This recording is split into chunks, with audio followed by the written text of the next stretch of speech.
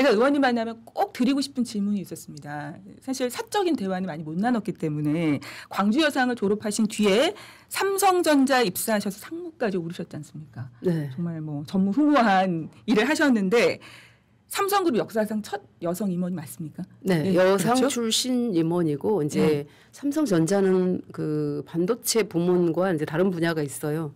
근데 반도체 부문에서는 없었던 일이죠. 그래서 신화라는 얘기를 저한테 그런 이름을 붙여주기도 하고 그러는데 없었죠. 네, 그러니까 앞으로도 없을 것 같습니다. 네, 사실은 그 험한 그 과정을 뚫고 올라가신 거잖아요. 그 비결을 저는 이제 몇 개월간 의원님을 뵈니까 알겠는데 그 비결을 뭐라고 생각하세요? 나의 그것을 뚫고 올라간 힘. 근데 그게 이제 저는 특별히 비결이라고 얘기하기가 좀 그런데 두 가지라고 생각을 해요. 결핍의 농도가 가장 진한 삶을 살았다. 우리 저 이재명 대통령께서 뭐 소년공 이렇게 얘기하시는데 글쎄요, 저는 뭐 비교하기는 좀 그렇지만 저의 욕망을 단 한 번도 실현할 수 없는 어떤 경제적 상황에 근데 이제 그런 결핍이 이런 결핍의 탈출이 굉장히 좀 강했죠. 저는 그런 이제 결핍의 농도가 한 가지였고 네. 두 번째가 저는 초긍정이에요. 그러니까 어떤 걸림돌도 이거는 디딤돌이지 어떻게 이게 걸림돌이야 이거예요. 항상 여성이어서 호남 출신이어서 고졸 출신이어서 더 좋죠. 네, 이걸 극복하면 훨씬 더 성취감도 있고 그리고 저의 어떤 제가 이루고자 하는 게 어떤 국가에 이바지하는 일, 또 반도체를 설계하는 일이 굉장히 어려운 일이에요. 그런데 그 어려운 그 공부를 제가 할 수 있다라는 것. 그리고 주변에 저는 고혼녀였지만 고졸 호남 여성의 쌀 속에 돌멩이만도 못한 그런 자괴감도 있었지만 실제로 생각을 해보면 주변에 너무 훌륭한 분들이 계신 거예요. 네. 다 선생님들이죠. 네. 그래서 저는 돈을 내고 다녀야지 내가 공부하는 그 회사 다니는데 나한테 왜 이렇게 돈을 많이 자꾸 주냐 이럴 정도였으니까요. 그리고 특히 임원 됐을 때는 좀 기겁을 했죠. 나한테 왜 이래 회사가. 이런 얘기하면 싫다고 그럴 거예요. 근데 저는 그랬습니다. 그러니까 분모의 크기가 작으면 훨씬 더 이렇게 만족감 그리고 행복의 크기는 커진다. 그래서 걸림돌을 디딤돌로 항상 그렇게 생각을 했었죠. 네. 지금 근데 초긍정이라고 말씀하셨는데 네. 지금 국힘 상황에서 초긍정으로 바라볼 수 있는 여지가 이만큼이라도 있나요? 그럼요. 저는 항상 모두가 끝이라고 할 때 제가 시작이고요. 모두가 한계라고 할 때 제가 출발이거든요. 설레요 저는 지금. 맞습니다. 그 설렘 포인트 좀 이따가 다시 한번 들어보겠고 2016년 1월에 정치 입문하셨어요. 네. 횟수로만 세어보면 올해가 10년째거든요. 맞습니다. 이 질문 제가 꼭 하고 싶었습니다. 정치 입문하시고 나서 후회하신 적 있으신가요? 없다고 하면 좀 거짓말일 것 같아서 사실 가족들이 힘들어할 때 그렇죠. 어떤 제가 정치적 공격을 받고 막 음해를 당하고 그런 일은 비일비재해요. 그런데 그런 상황에서 저만 죽으면 좋은데 가족들이 너무 힘들어할 때가 제일 힘들고 이제 제가 이게 컨트롤할 수 없는 상황이 만들어질 때 예를 들면 저도 기소당했거든요. 네. 그래서 사법 이슈를 한 바퀴 돌고 왔어요. 근데 거기서 저는 스스로 저는 깨끗하고 한 점 부끄러움이 없다고 생각을 했음에도 불구하고 외부적 그런 상황들이 내가 컨트롤할 수 없을 때 굉장히 힘들거든요. 네, 그런 경우가 꽤 많이 있었어요. 그런데 이제 그것도 또 걸림돌인데 디딤돌로 만들어지더라고요. 또 괜찮았습니다. 네. 그 중에서 제일 후회하셨던 적은 언제입니까? 최근 아니면? 근데 어떡하죠? 제가 후회한 적은 거의 없어요. 죄송합니다. 근데 우리 의원님 MBTI가 어떻게 되세요? ENFJ. ENFJ. 예. 와, ENFJ가 뭐죠? 버락 오바마, 그다음에 오프라 윈프리 그런 분들이더라고요. 네. 타고난 리더십. 넬슨 만델라 이런 분들이 이제 되게 긍정적으로 생각하고 약간 외향적이지만 사회공헌에 더 그러니까 이기와 이타를 생각하면 이타 쪽으로 더 가까운. 더 어떤 삶의 의미를 두는 사람이라고. 네, 맞습니다. 네. 하십시오. 아니 힐링남께서 당대표 나오세요라는 글을 올리셔가지고. 진심이십니까? 뭐 읽어드릴게요. 좀 이따 다시 한번. 네네. 그 제가 이 질문 드리는 게 2016년에 네. 문재인 당시 그 민주당 대표 영입 인사로 들어오셨잖아요. 네.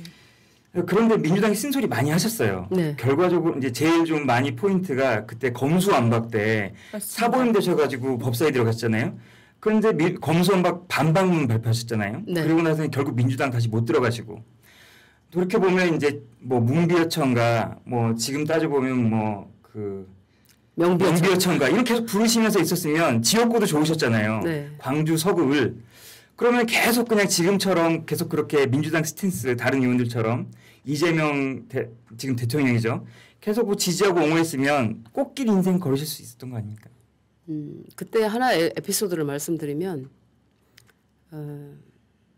그 검수완박 법안을 처리를 그 문정권이 그 정권을 빼앗기고 나서 이렇게 정권 재창출을 못하고 나서 이제 살라미 전법으로 이렇게 진행되던 때였지 않습니까? 네. 근데 사실 저한테 그런 어떤 요청이 올 줄 몰랐어요. 저한테 제가 이제 모든 사법 이슈나 그런 의혹이나 이런 게 다 클리어가 됐기 때문에 복당 신청을 한 상태였습니다. 근데 우리 부장관께서 복당을 하라 그래가지고 신청이 됐는데 이거는 검수완박 법안은 처리하고 들어오시는 게 좋겠다. 그래서 그게 무슨 법안인지 제가 좀 봐야겠다. 그렇게 해서 공부를 하기 시작을 했어요. 그 법안을. 근데 공부하기 전에 사보임부터 하시자. 그래서 이제 제가 기재위에 있다가 법사위로 갔어요. 좋다. 뭐 법사위로 가는 거야. 뭐 어렵지 않죠. 그렇게 그건 들었는데 공부를 하면 할수록 이 법안은 통과돼서는 안 된다는 게 확신이 선 거예요. 네. 그래서 그 반박문을 발표한 게 아니라 제가 그 안건 조정위를 90일 동안을 하자라는데 반대를 하면서 그걸 탁 던지려고 했는데 그게 유출이 돼 버렸어요. 그런 상황이었는데 그때 사실 가족들도 굉장히 힘들어했죠. 그런데 문건이 양양자 문건이 나가고 나서 어마어마한 그 문자를 제가 받았어요. 막 네네. 저도 뭐 들었고 네. 후원 계좌로 해가지고 특정 숫자 계속 많이 가졌다고. 처음에는 1,000원이 많이 들어왔어요. 응원한다. 1,000원짜리가 막 수천 개가 막 들어왔었어요. 근데 이제 그때 참 고뇌가 좀 있었는데 저는 이 법안이 통과돼서는 안 되겠다라고 딱 제 스스로에게 묻고 결정을 하고 이제 그 문건을 쓰고 있었는데 저희 남편이 어느 날 되게 괴로웠었던가 봐요.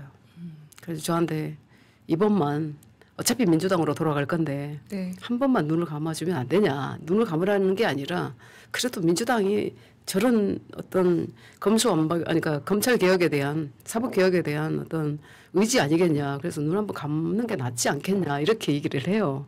너무 당연하다고 생각해요. 남편 입장에서는 네. 너무 공격도 많이 받고 하니까. 그래서 제가 그때 한마디로 딱 정리했어요. 나랑 결혼을 해서 33년을 살고도 양향자라는 당신 마누라를 당신이 모른다면 우리가 살 의미가 없다 지금부터. 갑자기 네. 살 의미가 없다. 아니 네. 살 가치가 없다. 가치가 당신과 없다. 내가 살 가치가 없다. 네. 지금 계속 같이 살고 살고 계시는 거죠? 계시죠. 네, 그래서 이제 그 이후로는 네. 그냥 속된 말로 아닥 하고 있습니다. 그 또 힘을 북돋아 주시고. 근데 지금은 이제 그런 저를 알기 때문에 제가 그 대선 나간다고 할 때도 머리가 굉장히 아파하더라고요. 근데 존중한다. 그래서 존중하고 뒤에서 열심히 뒷받침 해주고 있습니다. 네. 답변이 되셨나요? 좀 이따 다시 한번 여쭤보도록 하겠습니다. 근데 하나 그때 더 말씀드리면 그때 민주당이 저를 영입했던 이유는 민주당이 난파선이었기 때문이었거든요. 지금의 네. 국민의힘과 비슷해요. 네. 그래서 그때 민주당을 살려달라. 왜 호남의 지지 없이 정권 창출도 안 되고 지지율이 그때 호남 지지율은 10%대였어요. 전체적으로 20% 이하 지금처럼. 네. 근데 거의 10%대까지 막 내려온 적도 있고 그랬었어요. 그때 완전히 70석도 안 나온다. 2016년 4.13 총선을 앞두고 네. 민주당이 80석, 70석도 안 나온다. 이럴 때 저 이제 영입을 했죠. 도와달라. 왜? 그 호남 자민련으로 있기에는 너무 어렵지만 또 호남의 비판을 너무나 많이 받은 상태에서는 수도권을 탈환을 할 수가 없었어요.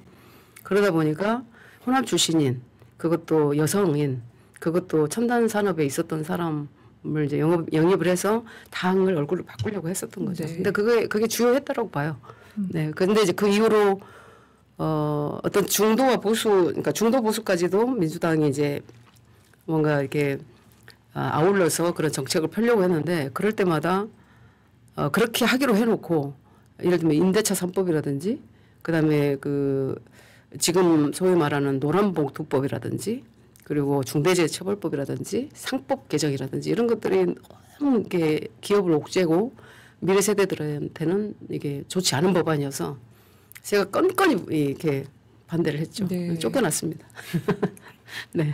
그 여러 당을 네. 다 경험을 해 보셨지 않습니까? 그래서 더 당에 대해서 제대로 비판할 수 있는 사람이 아닌가라는 생각이 들고 또 아까 그 결핍의 농도가 진했다. 또 난 초긍정의 힘이 있다. 이 두 가지 비결을 말씀을 하셨는데 현재 이 국민의 힘에서 가장 필요한 또 두 가지의 또 힘이 아닌가. 정말 필요한 요소가 아닌가라는 생각이 들어요. 현재 여러 당이 이제 큰 당 민주당과 또 국민의힘을 경험을 지금 하고 있는데 사실은 이제 한국희망은 제가 창당한 정당이고 근데 많은 분들이 뭐 다 그렇게 돌아다니냐 이런 말씀을 늘 하시는데 저는 그러니까 처음이었어요 당을 옮긴 거는. 네, 옮긴 네, 거는. 네, 그래서 그것도 이제 추천이 있었었고 요청이 있었었고 해서 이제 당을 국민의힘에 당시에 갔는데 원래 집으로 온 것 같아요 저는. 왜냐하면 뭐 평생을 삼성이라는 기업에서 첨단 산업을 개발하면서 국가란 무엇인가, 국가 네. 시스템의 중요성, 네. 국가 경쟁력의 중요성에 대해서 일을 했기 때문에 저는 이제 정말 보수 정당의 중요성을 깨닫고 지금 여기서 할 일이라고 생각을 하고요. 네. 그다음 질문이 뭐였었죠? 질문이 이제 하려고 합니다. 이제 정치 개혁 얘기를 네, 뭐가 필요하니까. 예, 근데 이제 안 할 수가 없죠. 국민의힘이 필요한 것은 책임지는 일이에요. 어떤 큰 선거를 패했으면 그에 대한 가장 책임 있는 위치에 있는 분들의 책임. 그런 책임을 안 지는 것. 그다음에 이태원 예를 들면 참사 같은 정말 그 가슴 아픈 일이 발생을 했으면 도의적 책임을 먼저 져야 돼요. 그다음에 정치적 책임, 그다음에 법적 책임 이렇게 나가야 되거든요. 네. 근데 모든 책임 있는 위치에 있는 분들이 내가 법적으로 책임이 있는가 없는가부터 따져요. 네. 그럼 국민들은 회초리를 때리게 돼 있어요. 우리가 버스를 타고 상대방의 발을 살짝 스치기만 해도 아이고 죄송합니다. 네. 이게 도의적 책임이거든요. 그리고 정치적 책임을 지는 거예요. 내가 책임 있는 위치에서 임명이 됐으니까 제가 물러나겠습니다. 새로운 사람이 하게 물러나주는 것. 그다음에 법적으로 제가 문제가 있는지 없는지 그다음 하는데 이거 거꾸로 해요. 법적 책임이 있냐 없냐. 그다음에 정치적 책임, 도의적 책임은 안 줘. 그러니까 끝나는 거예요. 이게. 맞습니다.